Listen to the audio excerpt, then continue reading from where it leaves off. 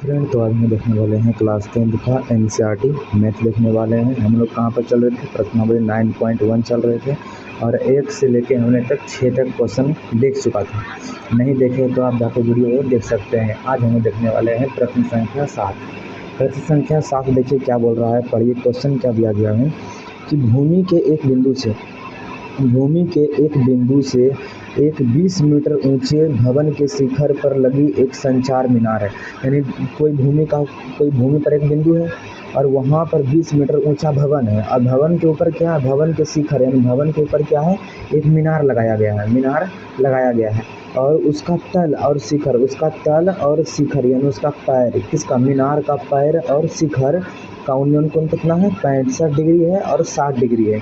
तो क्या कह रहा है? मीनार की ऊंचाई निकालने के लिए कह रहा है। तो देखिए फिर से पढ़िए कि भूमि के एक बिंदु से, यानी देखिए यहाँ पर कोई भूमि के, ये भूमि है, यहाँ पर कोई मान लीजिए यहाँ पर एक बिंदु ले लिए हम, अब देखिए अब क्या बोल रहा है, एक बिंदु से 20 मीटर ऊंचे भवन के शिखर पर, यानी 20 मीटर क्या है? भवन है। तो यहाँ पर इधर कोई होगा 20 मीटर ऊंचा भवन, तो यहाँ पर लगते हैं हम लोग, यहाँ पर कोई है भवन, यानी इसे लिखते हैं 20 मीटर। ये क्या है? यहाँ पर लिख दीजिए हम लोग भवन लिख दिए, ये भवन है। अब देखिए आगे क्वेश्चन क्या बोल रहा है, भवन है, भवन के शिखर पर, यानी किसके? भवन के शिखर, यानी यहाँ देखो बोल रहा है, मतलब भवन के ऊपर, भवन के शिखर यानी भवन के ऊपर लगी एक संचार मीनार, यानी इस पर क्या लगा हुआ है? एक संचार मीनार है, यानी एक मीनार लगा हुआ है।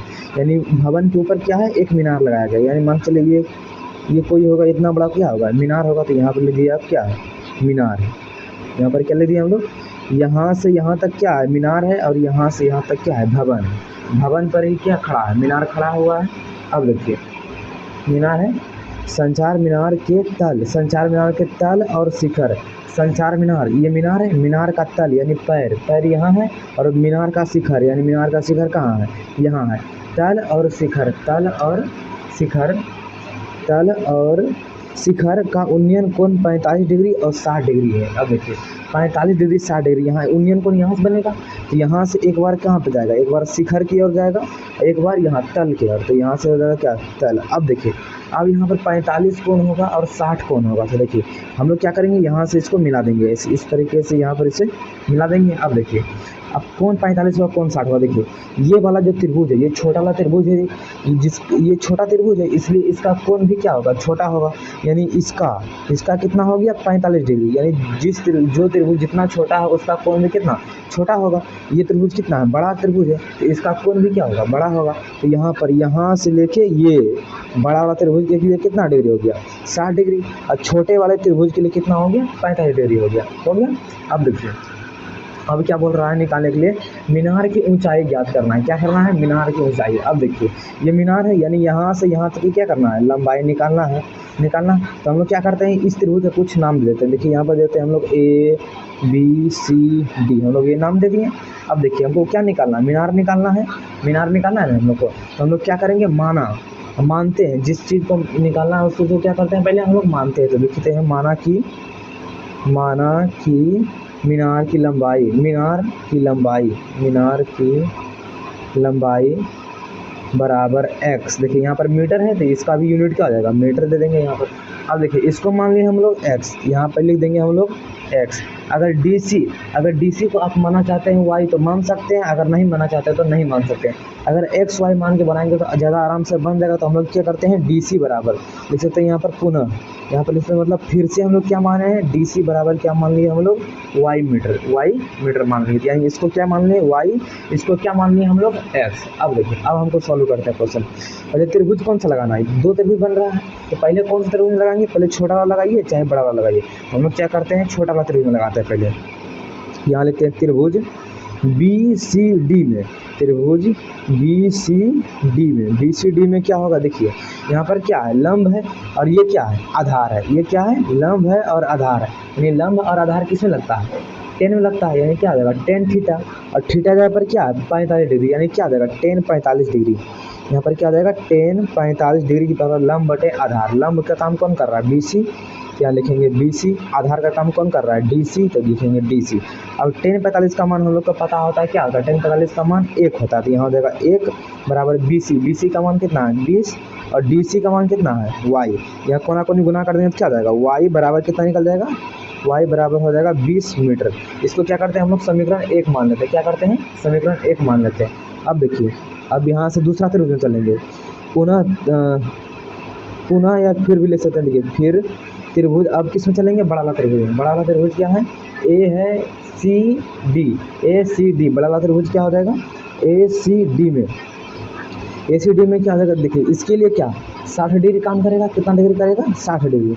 अब देखिए ये क्या है लंब है, A और C यहाँ से यहाँ तक क्या है लंब है, और ये क्या है आधार, यानी इसमें भी क्या लगेगा लंब बटे आधार लगेगा। तो यहाँ पर लगाइए तो क्या हो जाएगा अब 10 60 डिग्री, क्योंकि थीटा का मान कितना बड़ा वाला त्रिभुज में लगा देते 60 है, यहाँ पर लगाएंगे हम लोग 10 60 डिग्री। 10 60 डिग्री बराबर क्या होता है लंब बटे आधार। तो लंब बड़ा त्रिभुज के लिए कहाँ से होगा, लंब A और C होगा, यानी यहाँ से लेकर यहाँ तक ये बड़ा वाला त्रिभुज के लिए क्या देगा लंब। तो हम लिखते हैं यहाँ पर AC बटे आधार, आधार के कितना DC रखाएगा, यहाँ लिखते हैं DC। अब 10 60 का मान हम लोग को पता होना चाहिए कि 10 60 का मान कितना होता है √3 होता है, तो √3 हो देंगे। अब AC के कुल लंबाई कितना, देखिए AC बराबर क्या लिख सकते हैं AB प्लस BC लिख सकते हैं, यानी AC बराबर क्या होगा, ये दोनों क्या हो जाएगा जुड़ जाएगा, क्या हो जाएगा ये दोनों क्या हो जाएगा जुड़ जाएगा। तो यानी AC बराबर क्या लिख सकते हैं हम लोग x प्लस 20, यहाँ लिखेंगे हम लोग x प्लस 20, और DC क्या है y है, तो यहाँ लिखेंगे DC y। अब क्या करेंगे कोना को यहाँ से गुना कर देंगे। अब देखिए इसको गुना कर देते हैं, यानी क्या आ जाएगा y√3 बराबर हो जाएगा x प्लस 20। इसलिए y बराबर क्या ले सकते हैं हम लोग x प्लस 20 बटे क्या ले सकते हैं √3, गुना में इधर जाएगा भाग, ये हो गया क्या समीकरण, इसको मानते हैं 2। अब हम लोग लिखते हैं यहाँ पर समीकरण 1 और 2 से, यहाँ लिखते हैं हम लोग समीकरण 1 और 2 से, समीकरण 1 और 2 से देखिए y बराबर है, तो ये दोनों भी क्या हो जाएगा आपस में बराबर हो जाएगा, ये दोनों भी क्या हो जाएगा आपस में बराबर हो जाएगा। यहाँ हम लोग लिख सकते हैं 20 बराबर क्या हो जाएगा x प्लस 20 बटे क्या हो जाएगा √3। अब क्या करेंगे यहाँ से कोना कोनी गुना कर देते हैं, 20√3 कितना हो जाएगा 20 गुना √3, 20√3 बराबर क्या है x प्लस 20, तो यहाँ पर लिखेंगे x प्लस 20। हम लोग किसका मान निकालना है x का मान निकालना है, तो क्या करेंगे 20 को इधर कर देंगे, तो यानी 20√3 माइनस के क्या आ जाएगा 20 बराबर क्या बच जाएगा इधर x बच जाएगा। अब देखिए अब क्या होगा, इन दोनों से क्या कॉमन हो रहा है कुछ, इन दोनों से क्या करेंगे हम लोग 20 कॉमन कर लेंगे, कॉमन हो रहा है, यहाँ लिखेंगे 20 कॉमन कर दिए, यहाँ कितना बचा √3, अब यहाँ कितना बचा नहीं कुछ तो क्या 1, तो ये हो जाएगा कितना x, यानी x का मान कितना निकल गया 20√3 माइनस 1।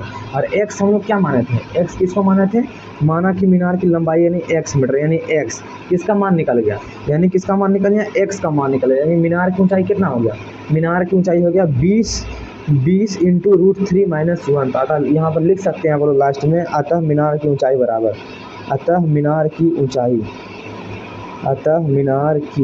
ऊंचाई बराबर 20√3 माइनस 1 मीटर, ये जाएगा क्या इसका आंसर आ जाएगा। ठीक, ये क्वेश्चन कितना था 7 करते हैं, आशा करते हैं कि आपको ये क्वेश्चन समझ में आ गया होगा। अब हम लोग देखने वाले हैं अगला क्वेश्चन जो है 7 नंबर क्वेश्चन देखेंगे हम लोग अगले वीडियो में, तब तक के लिए रहने दीजिए।